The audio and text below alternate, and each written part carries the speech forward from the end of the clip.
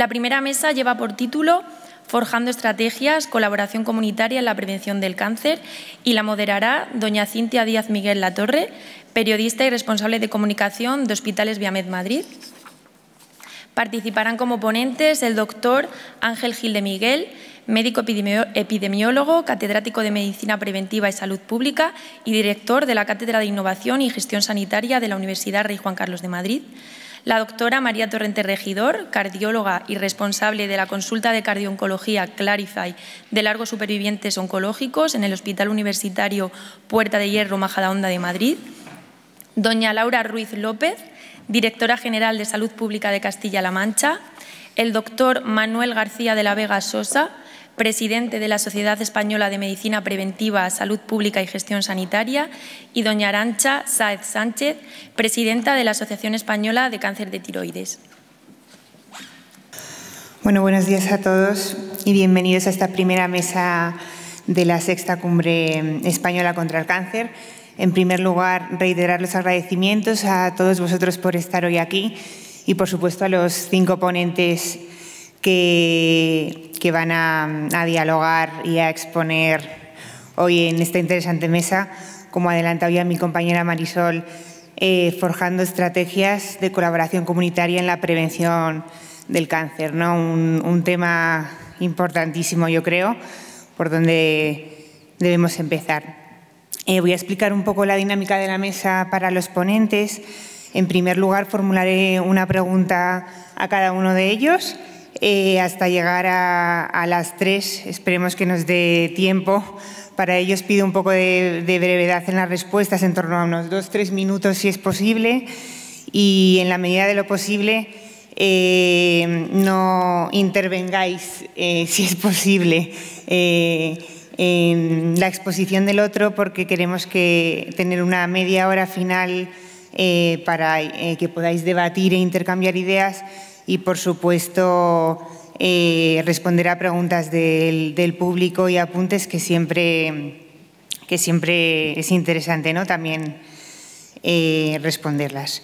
A modo un poco de introducción, me gustaría comentaros que este espacio de diálogo e intercambio de ideas está diseñado para abordar de manera integral los desafíos relacionados con la prevención del cáncer. Por ello, a lo largo de la sesión vamos a explorar estrategias basadas en la evidencia que van más allá de la simple concienciación, buscando un compromiso activo y continuo de todas las partes. Por eso hoy tenemos en la mesa pues, a diferentes agentes importantes, ¿no? para ello. Se hablarán desde iniciativas comunitarias hasta programas educativos. La colaboración entre estos diversos sectores buscará no solo abordar factores de riesgo y las barreras de la prevención, sino también fomentar la adopción de hábitos saludables y la participación proactiva de toda la sociedad en su conjunto. En un esfuerzo colectivo aspiramos a construir un marco sólido, ¿no? que promueva la prevención del cáncer como una responsabilidad compartida y fundamental para el bienestar de toda la comunidad. Y al destacar la importancia de trabajar juntos, esta mesa busca pues eso mismo, trazar un camino hacia el futuro donde la prevención del cáncer sea un componente integral en nuestra vida cotidiana y una piedra angular para el desarrollo de una sociedad más saludable y consciente. Y ya sin más dilación, vamos a comenzar con la primera pregunta para el doctor Ángel Gil, que le tengo aquí a mi izquierda. ¿Cuáles diría que son los principales factores de riesgo epidemiológicos que deben abordarse en estrategias comunitarias para la prevención del cáncer? Bien, muy buenos días. ¿Se oye? No. ¿Ahora sí? Sí. Pues muy buenos días y, como es lógico, muchísimas gracias a GEPAC por invitarme a poder participar en esta cumbre y en esta primera mesa redonda en la que queremos abordar esta parte dirigida un poco más hacia la prevención. Decía la consejera de Sanidad hace un momento la importancia de la prevención en esos 3 pilares, ¿no? de primaria, secundaria, terciaria, y en esa parte primaria hay evidencias de hace muchísimos años, desde finales de los años 90, que ponen de manifiesto que en gran medida nuestros estilos de vida condicionan la aparición de determinados cánceres y tumores, ¿no? Ahí estarían factores de riesgo clásico, como puede ser el tabaco, también como puede ser el alcohol, que nunca terminábamos de etiquetarlo como un factor de riesgo y hoy sabemos que también es un factor de riesgo muy importante en determinados tipos de tumores, sobre todo, evidentemente, más de cavidad bucal, hígado, etcétera, etcétera. También tenemos que hablar ahí de todo lo que tiene que ver con nuestra dieta, nuestra forma de alimentarnos, que es una pieza clave. Hemos cambiado nuestros hábitos alimenticios y el consumo de determinados alimentos ricos en fibra, como frutas, legumbres, verduras y demás, realmente, a lo mejor en otros entornos no tanto, pero en grandes núcleos urbanos vemos que realmente han sido desplazados por un tipo de alimentación totalmente diferente. De manera que solo con estos 3 factores de riesgo se ha visto que podríamos reducir la mortalidad por cáncer de una manera tremendamente importante. Y eso sería en el ámbito de la prevención primaria. También en ese ámbito de la prevención primaria nos decía la consejera cómo tenemos algunas vacunas que evidentemente han ayudado a prevenir algunos cánceres. ¿No? Estaba la vacuna frente al virus del papiloma humano, que de alguna manera está íntimamente ligado y vinculado al cáncer de cuello de útero, pero no solo al cáncer de cuello de útero, sino también a otros cánceres de vulva, vagina, ano, pene, etcétera, etcétera, y que eso ha hecho que en la estrategia de vacunación general se haya incluido recientemente también la vacunación de los niños a los 12 años para prevenir, evidentemente, ese cáncer genital en el más amplio sentido de la palabra, ¿no? Pero también ya hace muchos más años, yo recuerdo desde el año 1986, aunque entró en el calendario a inicio de los años 90, la vacunación frente al virus de la hepatitis B. De alguna manera, un cáncer en este hepático producido por un virus como el virus de la hepatitis B y que gracias a la vacunación también se ha visto evidentemente reducido o minimizado. Pero tenemos muchas más cosas, no solo en prevención primaria, sino en prevención secundaria, en todo lo que tiene que ver con el diagnóstico precoz y el tratamiento precoz de estos cánceres, ¿no?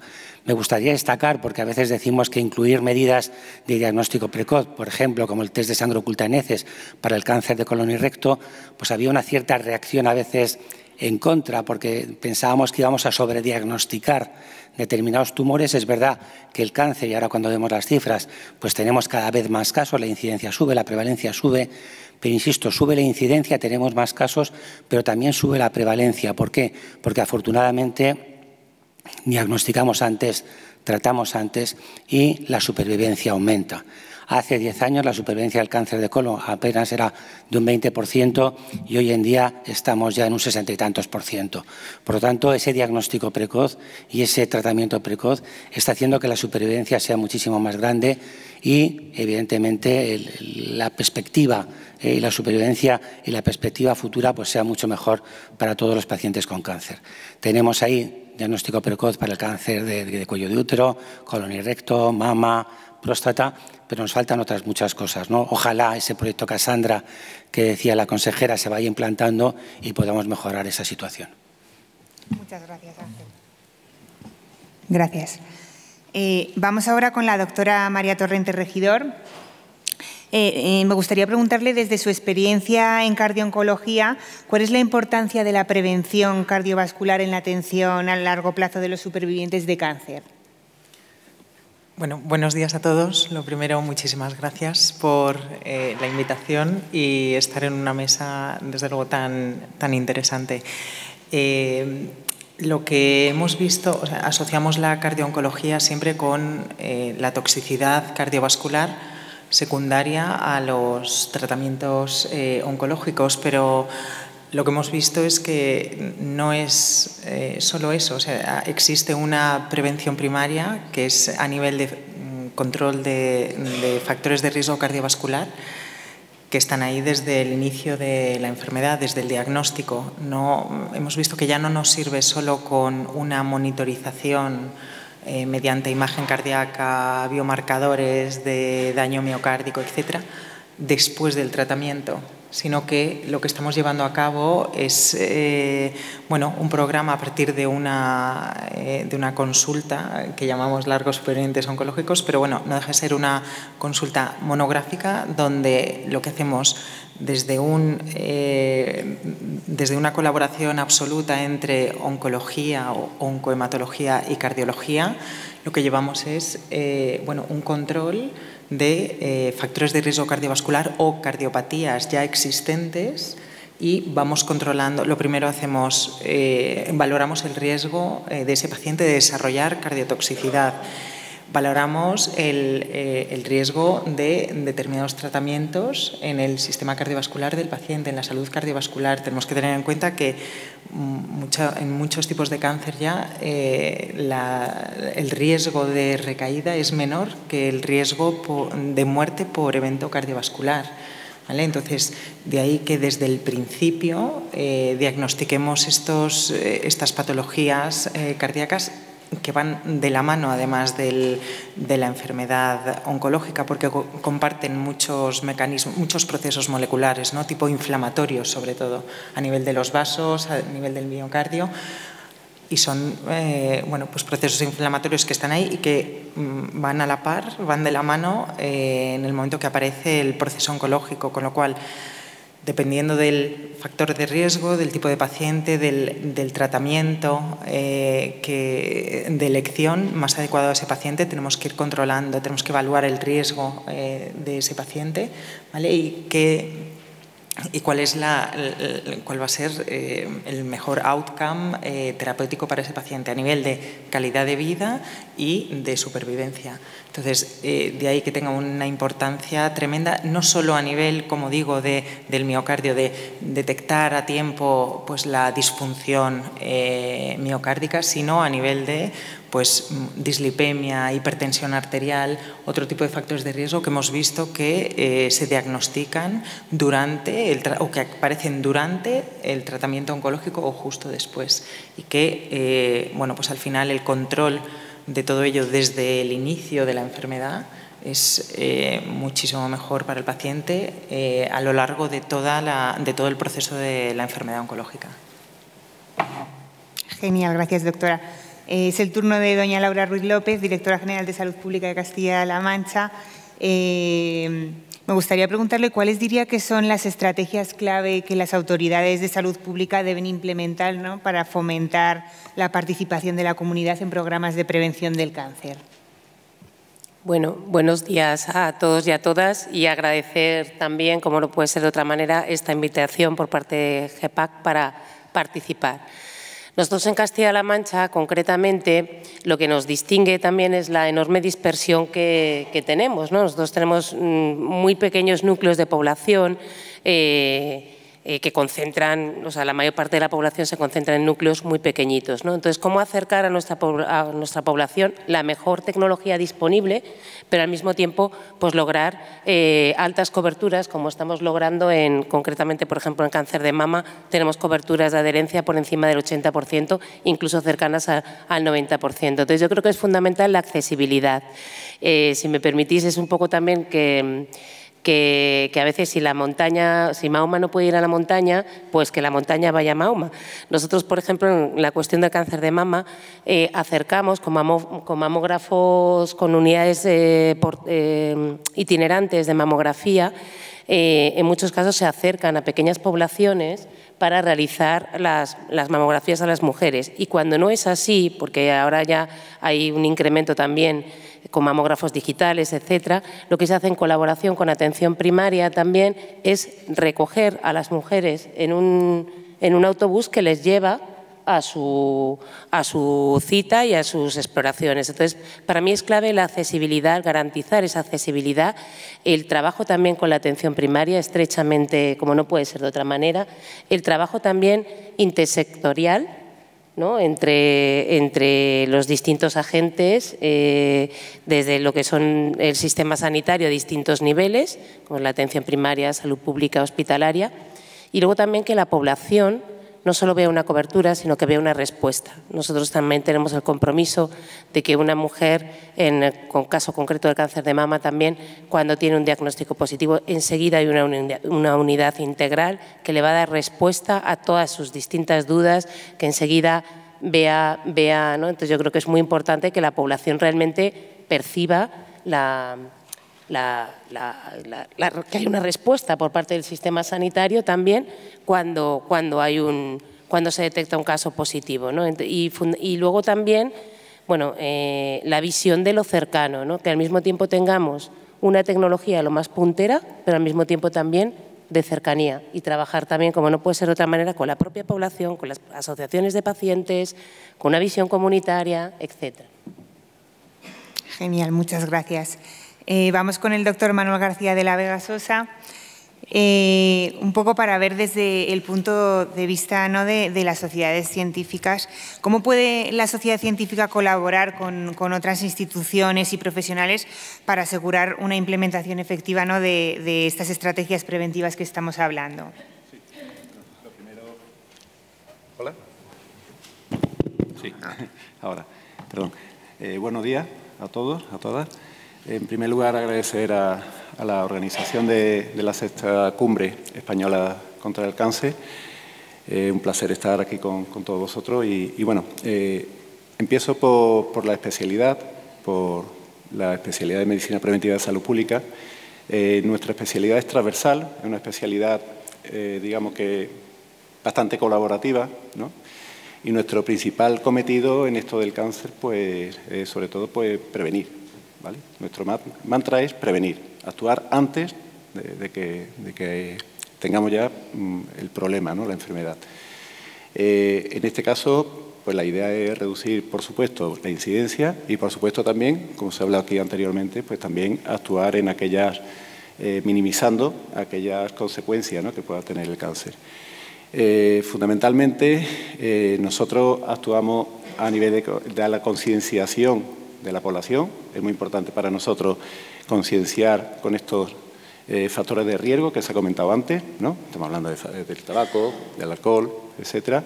Por supuesto, la vacunación. Nuestro mantra también es la vacunación. Somos vacunólogos. Vacunación del VPH, del virus del papiloma humano, o el virus de la hepatitis B en aquellos pacientes susceptibles, para evitar precisamente que haya un problema, ¿no?, en un futuro. Por supuesto, también el fomentar los hábitos saludables, ya sea bien la alimentación, la dieta equilibrada, el ejercicio físico. Por supuesto, también la detección precoz en cuanto al cáncer, todo lo screening de cáncer de mama, de pulmón, incluso hasta el de cervix, ¿no? Entonces, todo esto pues son fundamentales, ¿no? Y nosotros trabajamos mucho en esta vigilancia, ¿no?, epidemiológica. No solamente vigilamos a nivel de enfermedades transmisibles, ¿no?, como puede ser la COVID, ¿vale? Sino que también estamos actuando con estos registros de tumores y sabiendo cómo se comporta en una determinada región a nivel demográfico. Y fundamentalmente nosotros podemos, pues, fortalecer esa investigación colaborativa.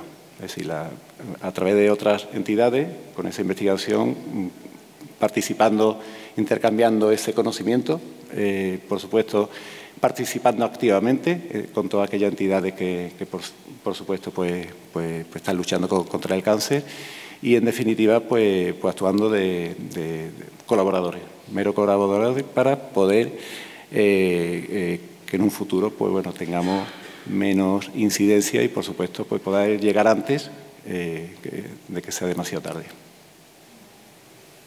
Muchas gracias, doctor. Por último, en esta última ronda de preguntas vamos con Arantxa Sáez Sánchez, presidenta de la Asociación Española del Cáncer de Tiroides. ¿Cómo pueden las asociaciones de pacientes desempeñar un papel activo en la promoción de la prevención del cáncer en la comunidad? Pues lo primero, muchas gracias. Muchas gracias a Begoña y a la Junta por contar con AECAC, sobre todo, y conmigo. Y respondiendo a la pregunta, yo creo que las asociaciones de pacientes tenemos un papel fundamental, porque uno de los principales objetivos de cualquier asociación de pacientes es trasladar la información y un mensaje de comunidad a los pacientes. Y dentro de ese mensaje de concienciar, nosotros usamos nuestros canales, ya sean las páginas web, el material físico que se entrega a los pacientes, y con los días como el Día Nacional del Cáncer, cumbres como esta, donde se habla de prevención, de tratamientos, de lo que a la comunidad de pacientes nos importa. Las asociaciones, además, aprovechamos esa confianza que se crea entre pacientes y el mensaje es mucho más directo, más completo, porque te lo traslada a otra persona que está pasando, ha pasado por ello. Estamos siempre dispuestos a colaborar con los agentes de las autoridades, con los profesionales, con los centros, con otras asociaciones en temas de prevención, trasladando hábitos saludables, campañas de cribado, síntomas principales de la enfermedad. Somos una gente, además, que levantamos la voz, ¿no? Porque hacemos defensa de los derechos de los pacientes. Y uno de ellos es la prevención en una enfermedad que impacta tanto a nivel físico, pero también a nivel emocional.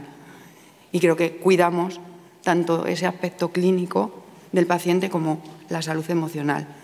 Y creemos que tenemos que estar, ¿no?, colaborando en cualquier campaña de prevención que nos afecta a todos. Totalmente, Arantxa. Un papel importantísimo el de las asociaciones de pacientes. Bueno, pues volvemos con Ángel Gil. Ya hemos completado la primera ronda de preguntas y me gustaría ahora preguntarte desde la perspectiva de la innovación y gestión sanitaria, ¿cómo puede impulsarse la adopción de hábitos saludables a nivel comunitario?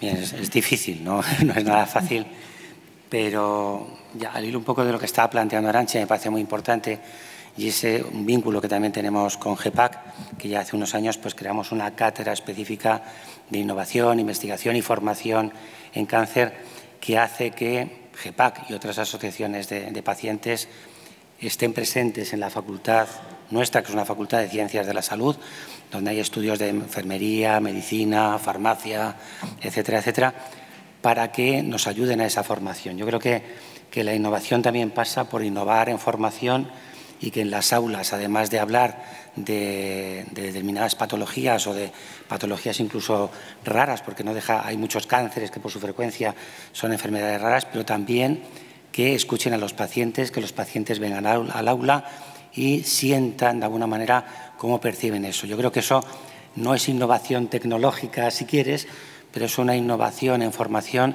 que es muy importante, porque si no salen nuestros estudiantes de medicina a veces sin saber a qué se enfrentan o qué se van a encontrar después, ¿no? Laura, que asiente con la cabeza, como antigua alumna que me recordaba antes, y yo creo que era un déficit que teníamos, ahora lo intentamos cubrir. No lo hacemos como nos gustaría, nos gustaría todavía hacer más, ¿no? Y luego algo muy importante es que evidentemente se avanza, se está innovando muchísimo, no solo en nuevos tratamientos frente al cáncer, sino que el día de mañana, más pronto que tarde, vamos a tener posiblemente vacunas con la misma plataforma de RNA mensajero que puedan ayudarnos en la prevención de algún tipo de tumores, ¿no? Y eso hay que saber incorporarlo, ¿no? Lo que tenemos que también trasladar a las autoridades sanitarias, a las agencias evaluadoras, es que la incorporación de medidas en prevención pueden de alguna manera ahorrar costes y además la prevención es la herramienta clave para la sostenibilidad de nuestro sistema sanitario, ¿no? Eso me parece que es un mensaje fundamental. Innovar ahí, innovar en prevención, va a permitir de alguna manera una asistencia mejor para la población. Gracias, Ángel. María, vamos de nuevo contigo. ¿Cómo pueden los programas de prevención de cáncer adaptarse para abordar necesidades específicas, ¿no?, de estos largos supervivientes o pacientes cardiópatas? Bueno, están, como digo, están muy unidos mediante la prevención primaria. Entonces, en el momento que tú tienes una prevención de enfermedad oncológica, tienes igualmente una prevención de enfermedad cardiovascular, con lo cual de lo que se trata es que no lo veamos como especialidades o patologías totalmente independientes, ¿no?, sino que están muy integradas. De ahí que, además, ahora veamos al paciente oncológico como un paciente que necesita una atención integral. Con lo cual, ¿eso qué significa? Pues que seamos muchos especialistas los que, desde el momento del diagnóstico, estemos implicados en el manejo de esos pacientes, incluso antes del diagnóstico, con esa prevención, ya no solo oncológica, sino de enfermedad cardiovascular. Estáis hablando de estilos de vida saludables o, como decimos, cardiosaludables, saludables en general, pero sí que es verdad que es muy difícil dejarlo simplemente de la mano del paciente o de la población, ¿no? Siempre se necesita, lo que hemos visto es que se necesita un poquito de supervisión, tenemos las guías clínicas, pero el paciente siempre necesita una guía, ¿no? Y saber que estás ahí, pues si se hace una recomendación sobre el ejercicio físico, sobre la dieta, que haya cierta supervisión, ¿no? Que aquellos pacientes que detectemos además de alto riesgo, que yo creo que es lo importante, ¿no? El detectar muy bien, el poder estratificar en la población qué pacientes tienen mayor riesgo de desarrollar una enfermedad cardiovascular, una enfermedad oncológica, ¿vale? Para aumentar ahí los recursos que destinamos a ese tipo de pacientes y bueno, estratificar un poco o planificar el manejo de esos pacientes acorde a ese riesgo. Es decir, pues no puede ser lo mismo el seguimiento de un paciente de alto riesgo que de bajo riesgo, porque el riesgo no es el mismo. Hay que aumentar también la consulta, a lo mejor, de consejo genético, ¿vale? Cáncer familiar, hacer uso de otras herramientas que además no me voy a meter porque se va a discutir en la siguiente mesa, pero datos genómicos del paciente, datos no solo de lo que tenemos en la consulta, sino datos de antecedentes familiares, antecedentes personales, datos genómicos, y que todo eso además estén a disposición del especialista que va a ver a ese paciente, de forma que tanto el cardiólogo como el oncólogo como el médico de atención primaria tenga acceso a ese tipo de datos. ¿Vale? Pues de ahí también que nosotros estemos muy implicados en temas de datos de salud, plataforma de datos de paciente oncológico y que integre toda esta información para que podamos ver el big picture, ¿no? del paciente, no solo lo que tenemos delante y la enfermedad actual, sino todo a nivel de prevención y de todo el curso de la enfermedad, que puede desarrollarse o no con estrategias de prevención, pero muy adaptadas al tipo de paciente. Ya el que todo vale para todos, no, se ha visto que no funciona, además, está claro que no funciona. Vale, muchas gracias, doctora. Vamos ahora desde el punto de vista de la salud pública, ¿no? Me gustaría preguntarle a doña Laura Ruiz, ¿cómo pueden las autoridades de salud pública motivar a la sociedad, ¿no?, a adoptar este tipo de hábitos saludables y participar igual en más iniciativas de prevención del cáncer? Bueno, una de las cosas que comentaba también Ángel, ¿no? Para nosotros también es clave el pensar que en la prevención estará clave para la sostenibilidad del sistema. Creo que es una idea también fundamental. Nosotros en Castilla-La Mancha repetimos mucho, aunque a veces no se entiende bien, que queremos poder dar más salud para que podamos dar menos sanidad. Y yo creo que ese es un mensaje clave. Tenemos que cambiar nuestro ambiente, ser capaces de cambiar para generar un ambiente salutogénico, lo cual no es fácil, porque todos lo sabemos. O sea, todos sabemos que deberíamos comer bien, hacer ejercicio, dormir nuestras horas, en fin, pero sabemos que no es fácil.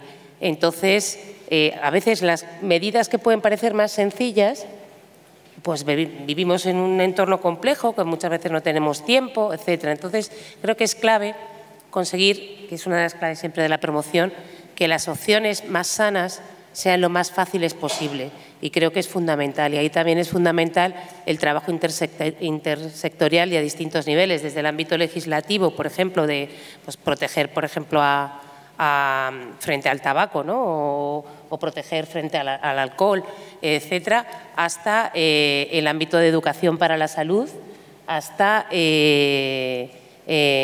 bueno, pues el facilitar todo este tipo de políticas. Nosotros ahora, por ejemplo, estamos trabajando en una nueva estrategia para la prevención de la obesidad y para generar hábitos saludables con temas de nutrición y de actividad física, y es fundamental cosas a veces tan sencillas como tener un menú que sea sencillo de hacer para las horas que muchas veces para el tiempo que tenemos, también fomentar que sea al mismo tiempo también ecológicamente sostenible, de productos de cercanía, y también colaboramos en ese establecer sinergias, que creo que es fundamental, desde luego pues con las autoridades educativas, pero también nosotros, por ejemplo, con las cooperativas agroalimentarias, que tienen productos de la zona y que también trabajan ellos en ofertar desayunos saludables, con en distintas esferas. Entonces, yo creo que esa visión es fundamental. Ser capaz de ser prácticos, de hablar en positivo, de facilitar que nuestra sociedad tenga un ambiente más saludable, que cambiar, que estamos, como se dice, en un ambiente, por ejemplo, obesogénico, que comienza ya incluso antes del nacimiento, ser capaces de cambiar todo esto, pues eso, a distintos niveles, desde que en los colegios también los chavales tengan una opción en una máquina de vending, donde tengan también opciones saludables, etcétera, ¿no? Entonces, yo creo que con esa visión, porque evidentemente, eso lo sabemos en promoción de la salud y en prevención primaria, pues no basta solo con dar un mensaje. Todos lo sabemos muchas veces, pero no es fácil cambiar los hábitos. Y yo creo que es fundamental, y la frase que repetimos de conseguir dar más salud para que podamos dar menos sanidad y además disfrutar de una vida más plena todos, ¿no? Muchas gracias. Volvemos con el doctor García de la Vega. ¿Cuáles diría que son los mayores retos que enfrenta la medicina preventiva en la prevención del cáncer, valga la redundancia, y cómo se pueden superar estos retos? Bueno, Cintia, hay una cuestión que nos interesa a todos, ¿no? Hoy, por ejemplo, todos los días en España se diagnostican 770 cánceres, que muchos de ellos podrían evitarse, simplemente con actuaciones, con prevención y promoción de la salud. En cuanto a la prevención, sabéis todos que la prevención es la mejor medicina. La curación es incierta, ¿no? La medicina preventiva pues es segura y eficaz. Entonces, nosotros hacemos hincapié en esas propuestas, en esa estrategia preventiva, que no va más dirigida a todo aquellos factores de riesgo, como pueden ser el sobrepeso, la obesidad. Recordamos que aquí España es, si no es el primero, el segundo, ¿vale? Pero es el país más sedentario del mundo, ¿vale? Tenemos cifras, sabemos todos a través de, por ejemplo, el Eurobarómetro dice que a nivel de ejercicio físico, pues los españoles, pues a nivel, y vamos a separar por género, porque aquí es importante, en cuanto al hombre, pues tiene un 50% que dice que no realiza deporte o raramente hace algún tipo de actividad física, y en el caso de la mujer es el 65%. A nivel de la obesidad, pues bueno, la obesidad, empezamos con el sobrepeso, hay una población infantil que está empezando a comer mal. Estamos mejorando la situación, pero la crisis de los precios nos ha llegado pues de sopetón, y aquí pues también radica la importancia de que los niños, y hablo de niños en género masculino, digamos que ocupa el segundo lugar del mundo en cuanto a sobrepeso aquí en España. En el caso de las niñas está en el cuarto lugar. Es decir, yo creo que hay actuaciones, aparte de la crisis de los precios, aparte de la subida que muchos de nosotros, pues bueno, pues tenemos que dejar de tomar sandía, por ejemplo, porque no es que los precios están totalmente desorbitados, pero sabemos muy bien que la fruta y la verdura son factores pues protectores, ¿vale? Eso lo sabemos. Por supuesto, también los hábitos. El hábito alcohólico, antes se ha hablado del alcohol, del tabaco. Yo en mi consulta hago deshabituación tabáquica, por eso cuando me toca este tema, bueno, me vengo arriba, ¿no? En el caso del hábito tabáquico, hoy en día el inicio del comienzo del hábito tabáquico está en los 13 años. Os recuerdo que es una edad pediátrica en la que está prohibido por ley venderle tabaco y sobre todo tabaco, los cigarrillos y toda forma de tabaco, cachimba, vapor, bueno, un largo etcétera, pues está a los 13 años. Y además el género es el femenino, es decir, ahora dentro de muy poco me temo que vamos a empezar a ver distintos tipos de cánceres, ¿no?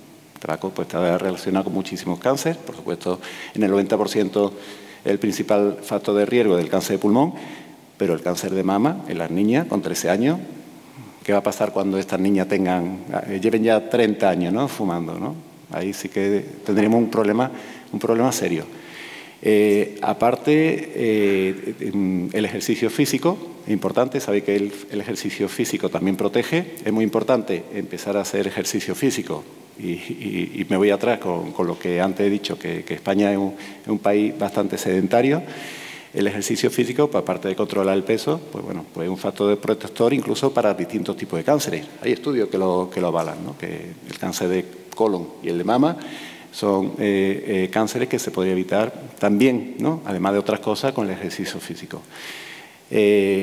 Ahora mismo hace en Madrid un día espléndido, un poquito de frío para lo que venimos del sur, pero hace un día espléndido, con mucho sol. La radiación solar.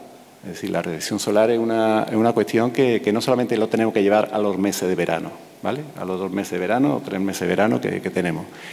A partir de ya empieza a haber radiaciones solares y, por supuesto, a nivel de proteger y de prevenir estos cánceres de piel, pues es muy importante que no escatimemos en la protección solar, ¿no?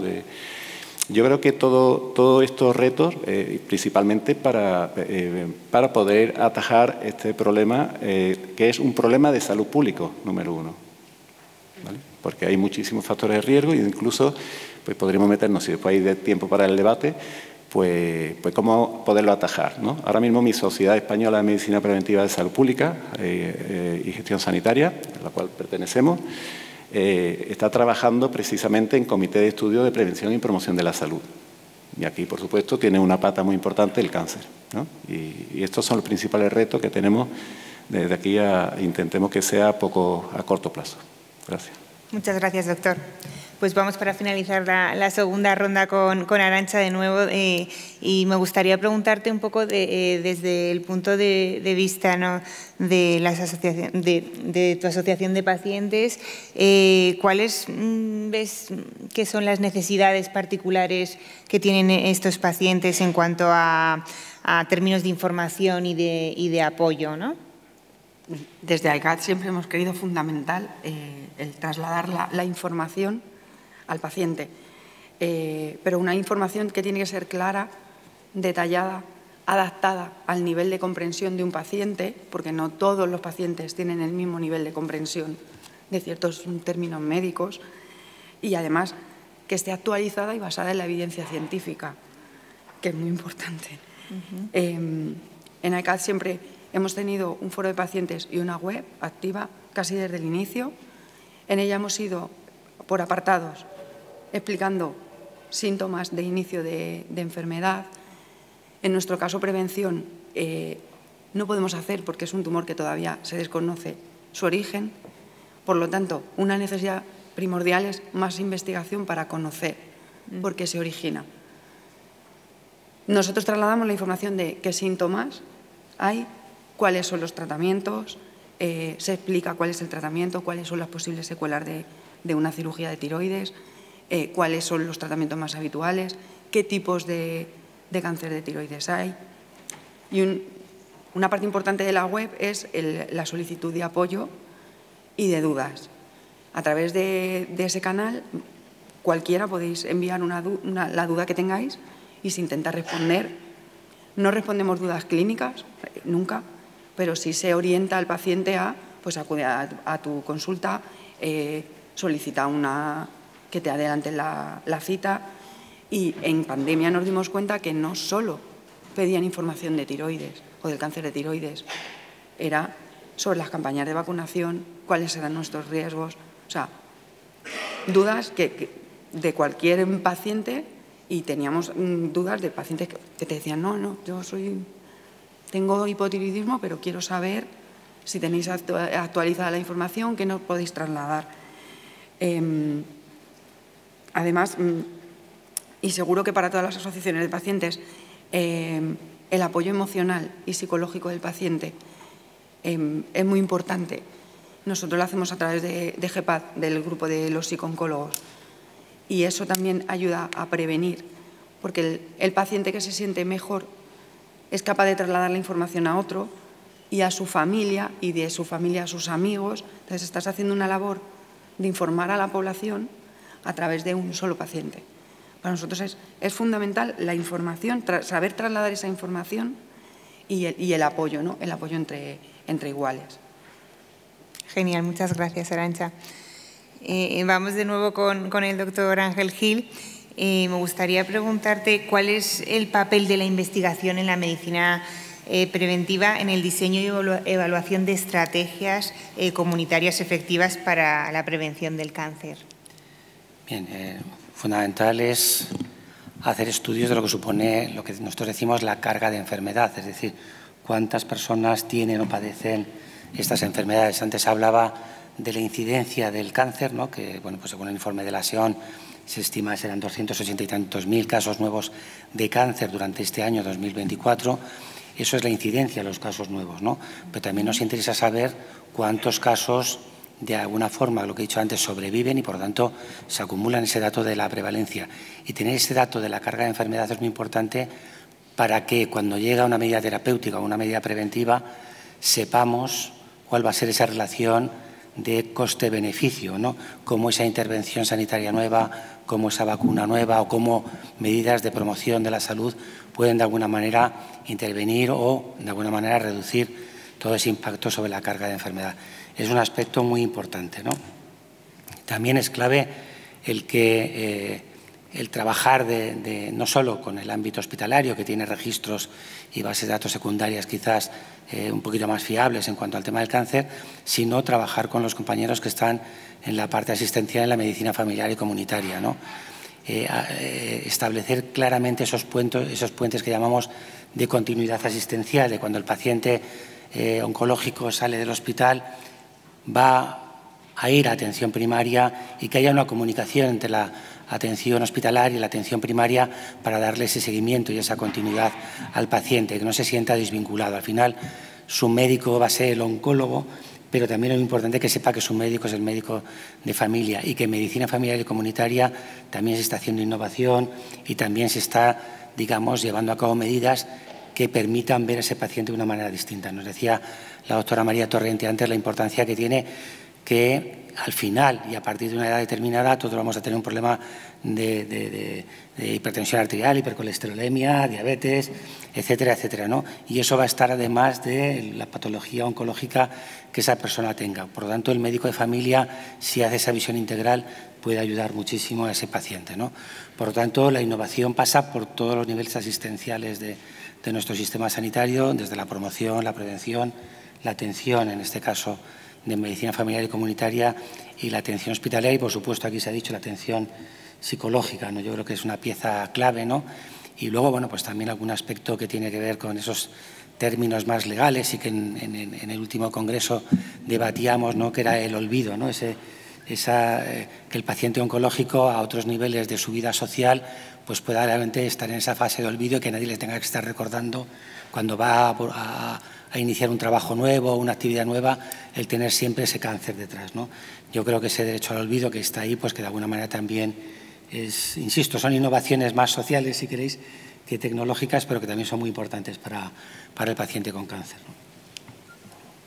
Gracias, Ángel. Vamos de nuevo con la doctora María Torrente. ¿Cómo puede la consulta de cardio-oncología, ¿no? que dirige de Clarify contribuir al desarrollo de estrategias comunitarias efectivas para la prevención del cáncer? A ver, voy a intentar resumirlo todo lo que pueda, porque con todo lo que quiero decir. Pero aquí hay varias cosas muy importantes que hemos visto a partir de esta consulta, que Clarify bueno, es un proyecto con financiación europea que nos concedieron y gracias al cual hemos podido desarrollar el programa de largos supervivientes y cardio-oncología al fin y al cabo. Entonces, lo que nos ha permitido ver es que al final el manejo y el seguimiento del paciente oncológico es un modelo hospitalario agudo, de enfermedad aguda. No es, o sea, toda nuestra actuación médico-quirúrgica suele ser reactiva a un evento que sucede, no es anticipatoria. Lo que tenemos que intentar es anticiparnos a todas estas patologías o comorbilidades que van apareciendo, o bien anticiparnos a la patología oncológica, pero también a toda la patología cardiovascular que va apareciendo y que además puede verse incrementada a lo largo de la enfermedad oncológica. Por ejemplo, en la consulta hemos detectado de nuevo diagnóstico pues, dislipemia en un 40% de los pacientes oncológicos que estaba sin diagnosticar, o en un 60% hipertensión arterial. Pero y no estoy hablando de una prehipertensión, sino a lo mejor de un grado 1 o grado 2 y que estaba sin tratar. Entonces, en el momento que lo que haces es anticiparte un poco o prevenir, haces un mejor manejo del paciente, como digo, identificando también al perfil de paciente. Vamos a usar todos estos programas de screening y de detección precoz para identificar, analizar qué pacientes no desarrollan cáncer o en cuáles sí se desarrolla, y estudiar toda la población, no solo aquella población que entra, por ejemplo, en los ensayos clínicos, donde excluimos a una gran mayoría de luego los pacientes que vemos todos los días. No, si son mayores de 65 años, no entran en ensayo clínico. Con comorbilidades, con cáncer previo, con enfermedad cardiovascular previa. No, aquí entra todo el mundo y se analiza. Tanto los que cumplen criterios como que no. Todo el mundo cumple criterios, se analiza y se ve qué perfil de paciente, y según eso hacemos estrategias de prevención. Y luego, por otro lado, lo que hemos visto que es muy importante y que ya se ha mencionado aquí previamente son los equipos multidisciplinares.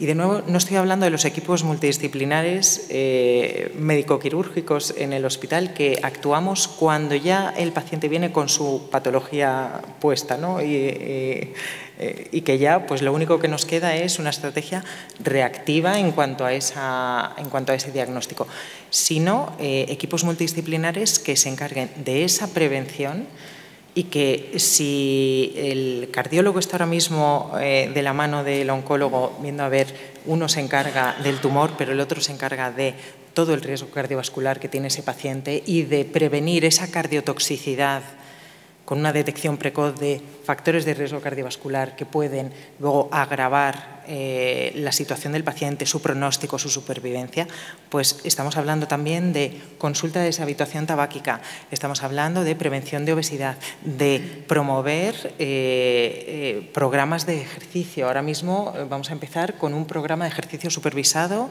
en pacientes con cáncer de mama estadio precoz y pacientes con cáncer de pulmón. Hemos empezado con estas dos patologías que pensamos que se van a beneficiar mucho, pero es un ejercicio supervisado, porque está claro que necesitamos, y por profesionales de la salud encargados del ejercicio, porque está claro que lo que les recomendamos nosotros a día de hoy, aunque lo hagamos basándonos en recomendaciones, en guías clínicas, en consensos europeos, internacionales, americanos, lo que sea, no está funcionando. No está funcionando. Entonces, tenemos que abrir mucho más, pero para eso también necesitamos recursos. O sea, hay que poner consultas de deshabituación tabáquica, personal que se encargue de organizar esos grupos de ejercicio físico para que no tienen que ser siempre, sino que hagan un plan de ejercicio y luego puedan hacerlo en casa. Pero siempre, primero, hay que enseñar al paciente, o sea, hay que dar herramientas, pero enseñar a usar esas herramientas. Lo mismo que una dieta cardiosaludable. Hacemos ahora mismo aquí un sondeo y no sé la gente que sería capaz de definir qué es una dieta cardiosaludable o hipolipemiante, que te baje el colesterol.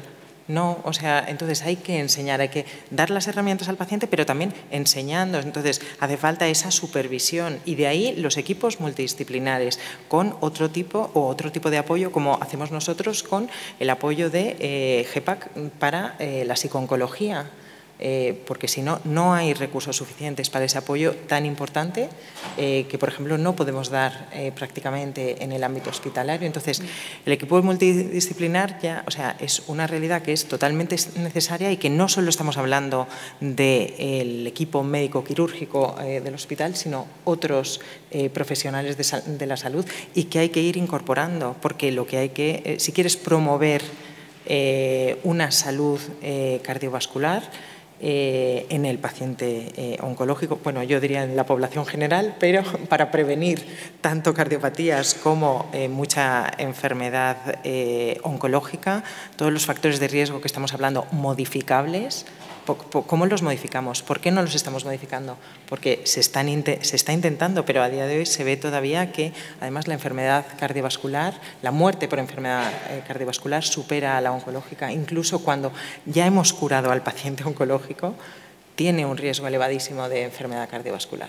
No puede ser. Entonces, de ahí que tenemos que cambiar la estrategia, anticiparnos, o sea, una estrategia anticipatoria, no reactiva, porque lo reactivo al final te deja muy poco margen, ¿vale? Sino anticiparnos y ver, bueno, pues a nivel de hospital qué se puede hacer y y ver todos estos proyectos o toda esta innovación, metiendo también inteligencia artificial, podemos desarrollar además modelos predictivos que ya los hay, por ejemplo, en cardiología, pues desarrollarlos en oncología también. ¿Cuál es el riesgo del paciente a recaer, a desarrollar un tipo oncológico, a tener un evento cardiovascular en el próximo año, 5 años o 10 años? Todo eso, pero todo eso hay que integrarlo en la sanidad y en el sistema sanitario. Gracias, doctora. Volvemos con Laura. Me gustaría preguntarte desde tu perspectiva cuáles son los mayores desafíos en la implementación y evaluación de programas comunitarios de prevención del cáncer. Bueno, yo creo que hay un desafío, si me permitís, un poco global como sociedad y como colectivo que se dedica también mucho a la prevención, que es convencer también precisamente de lo eficiente que es también invertir en prevención, ¿no? A todos los niveles. Creo que eso no se debe de olvidar. Y luego, por otra parte, bueno, yo creo que también, por una parte tenemos la importancia, como yo decía, yo creo de lo cercano, de lo comunitario, de trabajar mucho esos temas también con esa perspectiva para conseguir que la población participe, ¿no?, de los programas de prevención, pero al mismo tiempo también también como comentaba la doctora, con temas de inteligencia artificial, ¿no? Yo creo que es fundamental también que nosotros tengamos una vigilancia también y una evaluación de programas y una vigilancia de no transmisibles y vigilancia del cáncer mucho más actualizada, que seamos capaces de capturar, por ejemplo, los datos, digamos, a nivel que se producen a nivel sanitario, de forma mucho más automatizada y más rápida para poder tener una imagen de lo que está pasando y poder actuar en mejora de los procesos, ¿no? O sea, yo creo que es un tema fundamental en ese sentido emplear la inteligencia artificial. También nosotros la estamos empleando, por ejemplo, también en cáncer de mama. En Toledo, de hecho, lidera un programa que hay, el MamaWave, con temas de cáncer de mama, y también aplican la inteligencia artificial para la lectura previa también de las mamografías, ¿no? Entonces, yo creo que hay una tecnología que sigue siendo para mí también tecnología punta, que es el trabajo de lo comunitario, y al mismo tiempo con la importancia de la inteligencia artificial y de la evaluación y de disponer de datos lo más actuales, lo más posible, los más fiables posibles, y sin necesidad también de invertir ingentes horas de personas, como yo digo, de personas humanas, de células grises en temas que la inteligencia artificial nos puede brindar esa herramienta para hacerlo. Y tener además una visión, como yo digo, porque nos pasa un poco con el tema de registros de cáncer, ¿no?, que muchas veces tienes una visión, pero ya ha pasado, y tienes una visión de lo que ha pasado, pero no una más actual, ¿no? Yo creo que también hay, en vigilancia epidemiológica de los no transmisibles y en evaluación de programas, necesitamos poder tener una visión mucho más actual y trabajar más en la mejora de los procesos. Gracias. Pues vamos con el doctor García de la Vega Sosa. Sí que me gustaría ya pediros brevedad en estas dos últimas cuestiones, ya que nos estamos metiendo en el tiempo de debate. Pero no me gustaría dejar de preguntároslas. ¿Cuál diría que es el papel de la formación continuada en medicina preventiva para asegurarnos que los profesionales estén lo más actualizados posibles en las estrategias más efectivas de la prevención del cáncer? Sí, bueno, para ser breve, la Sociedad Española de Medicina Preventiva, Salud Pública y Gestión Sanitaria ve la formación continuada como algo crucial. Es muy importante que entre los propios profesionales tengamos esa formación para saber y conocer de primera mano los últimos avances científicos. Por supuesto, la última metodología para llegar a una prevención y a esa detección temprana. Y no solamente estoy hablando a nivel de los sanitarios de los hospitales, como pueden ser cardiólogos, oncólogos, hematólogos, también los compañeros de atención primaria, los médicos de atención primaria, creo que son importantísimos. Es muy importante también la formación a nivel de la comunicación, es importante. Cintia es periodista y es muy importante porque es la forma de llegar al máximo número de población posible, ¿no? Aquí habrá como 130, 140 personas. A través de los medios de comunicación, lo que aquí hablamos se puede difundir y divulgar pues, a miles y miles y millones de personas si es necesario. Es fundamental, como se ha dicho aquí antes, y yo siempre que voy a un debate, debemos invertir en salud pública, ¿vale? Y no solo en la enfermedad. Todos estos registros, toda esta formación, esta vigilancia, por supuesto esa formación continuada, que va muy de la mano de todo los programas formativos, los programas educativos. Debemos desarrollar todo aquello, y no solamente a nivel de profesionales, como hemos dicho, incluyendo a la comunicación, sino también dentro de la escuela del paciente. Creo que es muy importante hacer hincapié, aprovechar y nutrirnos todos, porque yo aprendo mucho todos los días de mis pacientes. Y en definitiva, para no seguir más tiempo y que no me riña Cintia, bueno, yo creo que es importantísimo el que en esto estemos juntos contra la prevención del cáncer. Muchas gracias, doctor. Y para cerrar con Arantxa, desde tu experiencia, ¿cómo pueden los testimonios personales de los pacientes influir en la sensibilización y participación, ¿no?, de estos programas de prevención que hemos estado hablando? Pues los testimonios de los pacientes en una asociación es la esencia, ¿no? Se crean las asociaciones de pacientes para compartir tu experiencia con otros y desde ahí, cuando ya se crea esa comunidad y ese apoyo, te anima a participar dentro de ya sea una campaña, un acto o simplemente compartir información. Porque además está demostrado que las personas recordamos mejor una historia que te cuenta otra persona a un papel que te da con tus datos clínicos o se humaniza la enfermedad, te la cuenta otra persona, te va contando su experiencia, su camino. Y tú, aunque no sea igual, si vas viendo un reflejo, ¿no? Pues esta prueba, esta otra. Como tienes acceso a un montón de historias diferentes, puedes ver a quién le va bien la enfermedad, quién tiene una recaída, cómo ha actuado esa persona. Eres capaz de cambiar conceptos erróneos que tú tienes o prejuicios. Yo voy a ir al psicólogo, a mí no me hace falta. Y cuando un paciente te cuenta, yo estaba como tú y cuando fui empecé a mejorar, me encontré mejor. Ese chip que hace que otra persona te lo diga, solo lo logran las asociaciones de pacientes. Y además, cuando ya eres parte de esa comunidad, te activas a participar en cumbres como esta, en trasladar información a tu familia, a tus amigos. Por eso yo creo que es muy importante que los pacientes estemos dentro de los programas de prevención. Contar con nosotros, la administración, los profesionales y los pacientes, porque un paciente se va a ver reflejado en ese paciente. Hay campañas que se lanzan que como no tienen un paciente, se olvidan. Yo creo que el contar con la voz de un paciente en prevención es esencial. Genial. Bueno, muchas gracias a los 5 por ceñiros. Sé que los tiempos son un poco escuetos, pero ahora sí nos quedan 15 minutos para poder debatir. Seguro que os han quedado apuntes que hacer o del público, si alguien tiene alguna cuestión para alguno de los ponentes, pues también la podéis realizar. Por allí.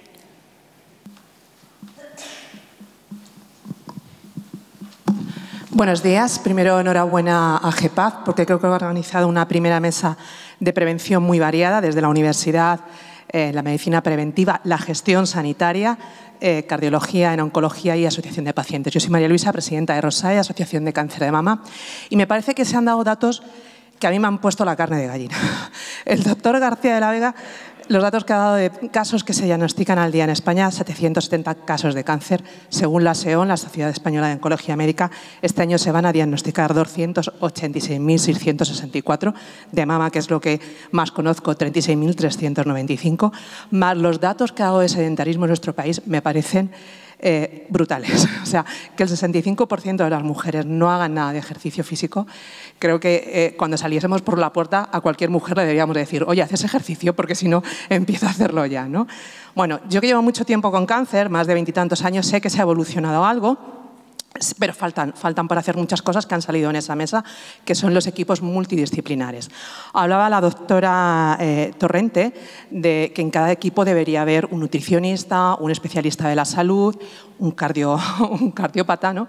Porque sí que nos afecta mucho los tratamientos que recibimos a muchos pacientes, luego les toca el corazón, ¿no? El problema que yo creo que no se ha tratado es que no hay equidad, aunque este sé que es otro tema de una mesa posterior, pero no hay equidad en el sistema sanitario en España actualmente. Entonces, a lo mejor en el hospital donde trabaja la doctora Torrente ya se están haciendo esos equipos multidisciplinarios, pero ya le digo yo, y la que tiene a su lado, que está en mi región en gestión, lo sabe, que en todos los hospitales de Castilla-La Mancha no hay equipos multidisciplinares. También decía Laura, no los hay, ya le digo yo que no los hay. También en todos los hospitales donde hay oncología no hay equipos multidisciplinares. Sabemos los pacientes que todos los hospitales, sabemos las asociaciones de pacientes que en todos los hospitales no puede haber lo mejor. Somos conscientes de ello. Porque además Castilla-La Mancha es una región muy extensa en territorio y no puede haberlo. Pero sí tiene que haber centros cercanos en una radio de 70, 80 kilómetros que sí esté lo mejor, ¿vale? Entonces, la pregunta era, a la doctora Torrente ya ha hablado de los procesos inflamatorios que produce el cáncer y el beneficio del ejercicio físico, que sí me gustaría que dijese algo más concreto que se debería hacer, ¿no? Y a Laura, como gestora de mi comunidad, ella ha hablado antes precisamente de la detención precoz del cáncer de mama en nuestra región, que es uno de los mejores programas de detención precoz de mama que hay en España, de lo cual nos sentimos muy orgullosos porque en la provincia de Ciudad Real, que es en la que yo resido, que hay 3 asociaciones de pacientes de cáncer de mama, una la nuestra, el nivel de participación está cerca, si no recuerdo mal, del 93%, ¿no? Si no me equivoco. Y eso es gracias también a la labor que mi compañera de AECAZ ha dicho que hacemos las asociaciones de pacientes, que si no existiésemos se nos debería de inventar porque somos estrictamente necesarias. Pero ya, Laura, lo que le propongo, que ya que sabemos que están empezando a hacer muy buenos programas de prevención, es debemos de controlar también que en nuestra comunidad llegue la investigación a través de los ensayos clínicos. Los pacientes, lo que no podemos es, cuando una paciente te llega ya a un estado en el que se terminan las líneas de quimioterapia, que tenga que depender de hospitales en Madrid, que como bien decía su consejera, son los mejores, y yo les aplaudo, pero es que no es que Castilla-La Mancha queramos ser los peores, es que necesitamos hacer algo más para evolucionar en ese aspecto. Y, por supuesto, como decía Laura, los programas que hay que hacer de salud pública en cuanto a nutrición, ejercicio físico y lógicamente, el tabaquismo, que yo no sé a qué se está esperando en este país para eliminar el tabaco al 100%, porque el dato que ha dado el doctor García de la Vega de que empiezan a fumar a los 13 años, pues mírense, es que no sé, es algo muy preocupante. Entonces, debemos de hacer algo más desde todos los aspectos, universidad, lógicamente los sanitarios y los pacientes y, por supuesto, los gestores sanitarios. Y bueno, yo creo que ya no hago más preguntas. Venga, ¿quién empieza? Si quieres, empiezas, sí, doctora. Bueno, muchísimas gracias por la intervención. Es lo que luego, después de lo que hablamos, pues ese feedback es lo que es más enriquecedor, ¿no? Efectivamente, en nuestro hospital tenemos ese equipo multidisciplinar, no porque se haya creado solo, sino porque nos presentamos a una convocatoria de la Comisión Europea con un proyecto que ganamos. Y gracias a ese proyecto europeo, con financiación europea, hemos montado eso. Por eso es único, por ejemplo, en la Comunidad de Madrid o en España. Pero no ha sido porque nuestro hospital sea mejor ni más bonito, o sea, sino por una financiación europea que hemos conseguido.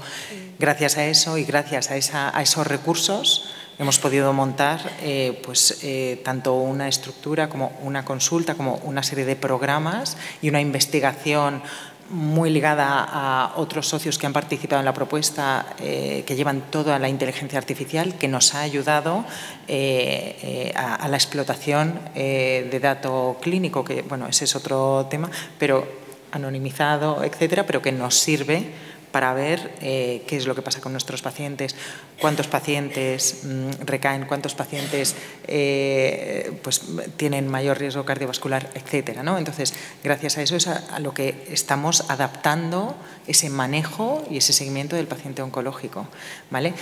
A partir de ahí, que con esos recursos que estamos montando, pues 2 ensayos clínicos que se van a iniciar en el mes de febrero o marzo de ejercicio físico en paciente de cáncer de mama y cáncer de pulmón, que son 2 patologías muy prevalentes en nuestro hospital y donde además tenemos gran experiencia, con lo cual vamos a realizar, pero nosotros como hospital, con esos recursos, no es un ensayo clínico a partir de la industria, sino que además en uno de ellos tenemos el aval de la SEOM, con lo cual lo que vamos a ver es si efectivamente un plan de ejercicio físico supervisado, pues controlando parámetros de daño miocárdico, parámetros, un perfil lipídico, tiroideo, etcétera, cómo beneficia, porque ya hay evidencia de ensayos clínicos que se han hecho, pero en poblaciones muy específicas oncológicas. Nosotros queremos abrir un poco, o sea, que eso no sea por ensayo clínico. Ahora sí que vamos a hacer un piloto, porque es la forma de ver qué pasa en nuestra población. Una cosa son los datos que se han publicado, ¿vale? La mayoría americanos, y afortunadamente tenemos evidencia de esos ensayos clínicos con pacientes, y la única intervención ha sido el ejercicio físico, o no, que el control es recomendaciones clínicas, recomendaciones sobre ejercicio físico que se hace en la práctica clínica habitual, pero no supervisada y no con ese control. Entonces, queremos ver si efectivamente tenemos una mejora funcional de la paciente, evitar pues, estado depresivo. O sea, sabemos todos los beneficios que tiene el ejercicio físico, no solo en el paciente oncológico, repito, sino en la población general, y por eso hay que promoverlo.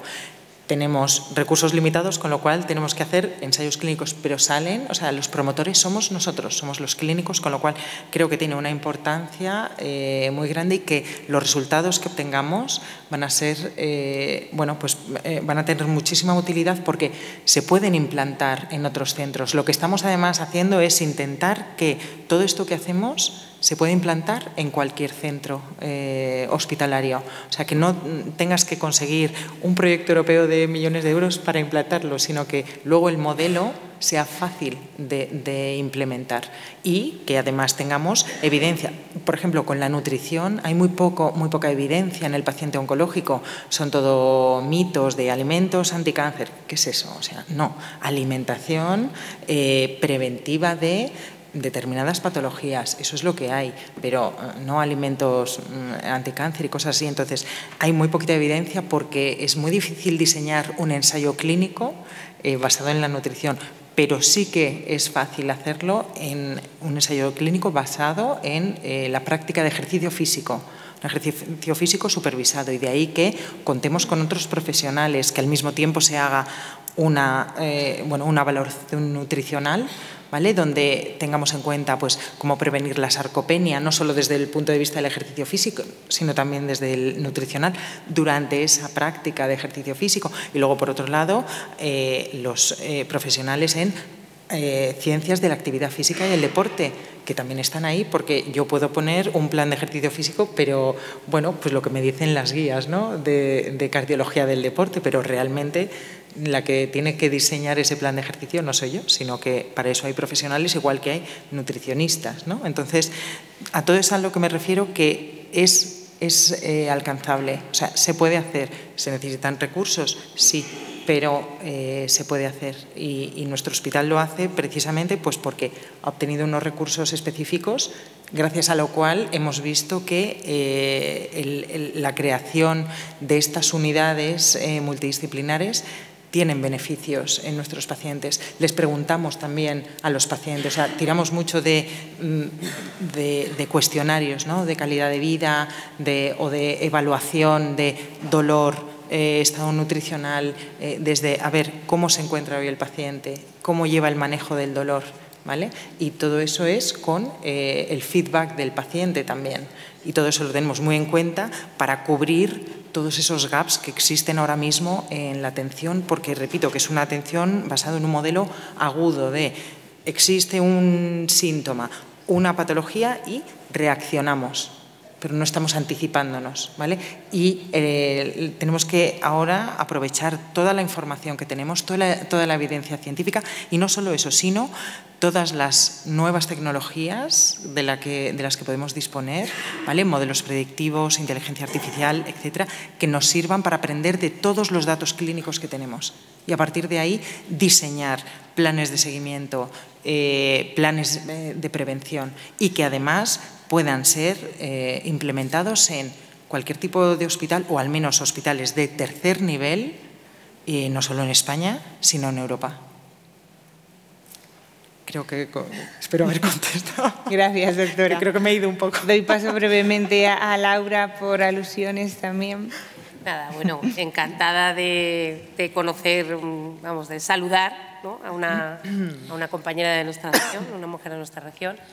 Solo algunas cosas. La mayor parte, no sé concretamente el tema de que no haya unidades multiprofesionales. Como sabéis, también tenemos en la región a veces hospitales de muy pequeño nivel, muy chiquititos, que son casi centros de especialidades.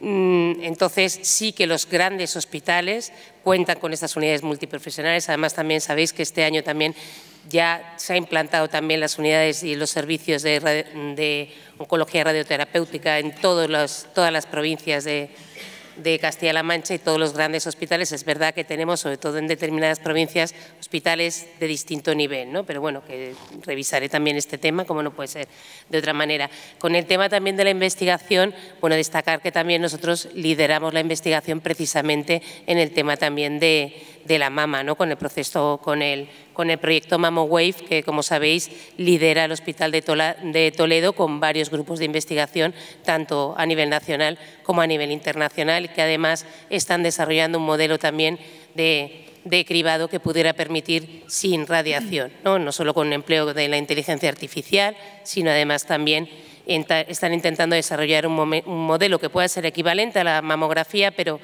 sin radiación, ¿no? Por comentar, luego, efectivamente, Ciudad Real alcanza niveles de cobertura en el cribado de cáncer de mama realmente pues bueno, muy importantes.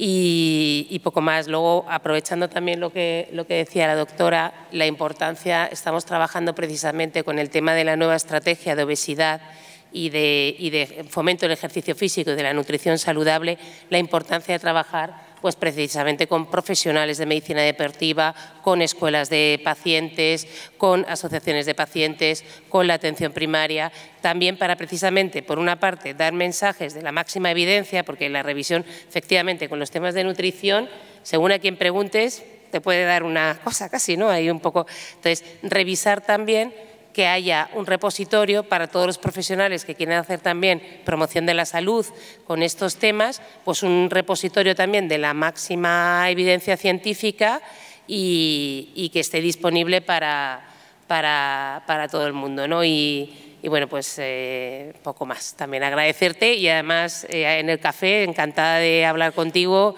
me cuentes la experiencia y siempre hay cosas para mejorar. Lo importante es detectarlo y hacer por mejorar.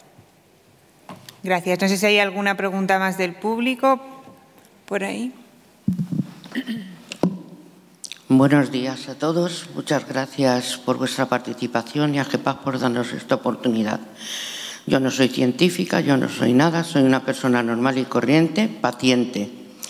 Quisiera decir que habéis hablado de la atención primaria, es importantísimo, pero cuando ves que se está desmantelando la atención primaria en muchos sitios. Aquí en Madrid hay muchos centros de salud que se han quedado sin médicos, sobre todo por la tarde.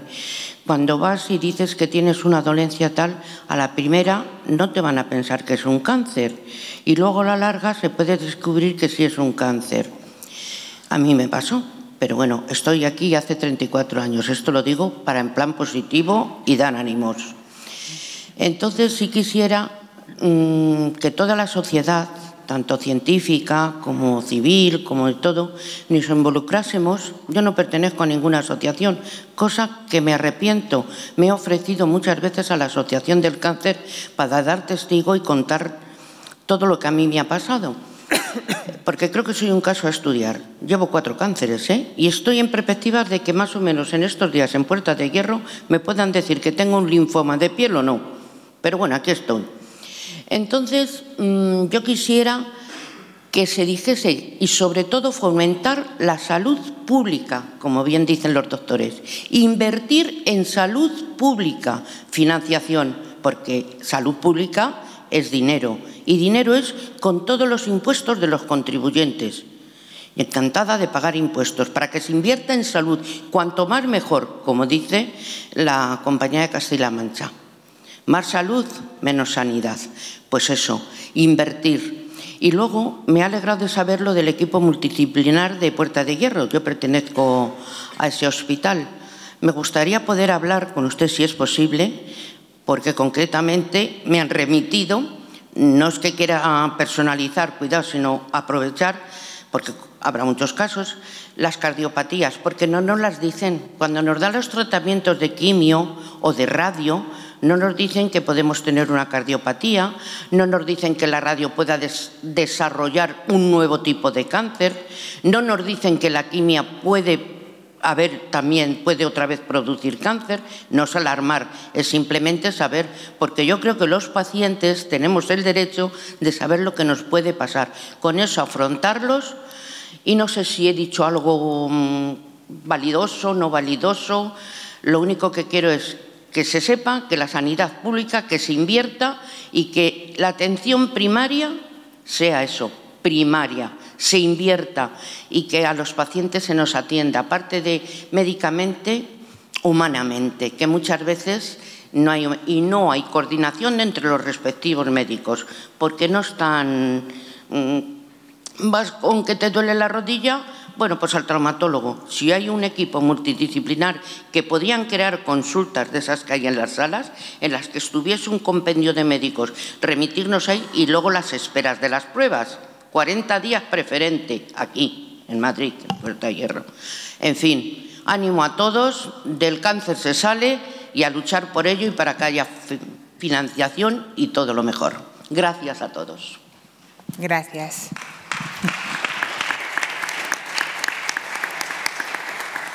Bueno, pues sintiéndolo mucho, no tenemos ya mucho más tiempo para debatir ni hacer más preguntas. Solo reiterarme en el agradecimiento en que estéis hoy aquí, a los 5 ponentes por todas vuestras aportaciones, que ha sido muy enriquecedor, y por supuesto a GEPAC por contar conmigo como periodista especializada en salud y como paciente de cáncer. Para mí es un honor estar hoy aquí moderando esta mesa y reiterar el lema que tenemos hoy, que me ha parecido muy bonito, que el compromiso es de todos los agentes, y por eso hemos tenido una mesa tan variada y completa. Muchas gracias. Tenemos unos 25 minutos para que podáis comentar y tomar un café hasta las 11:30. Gracias a todos.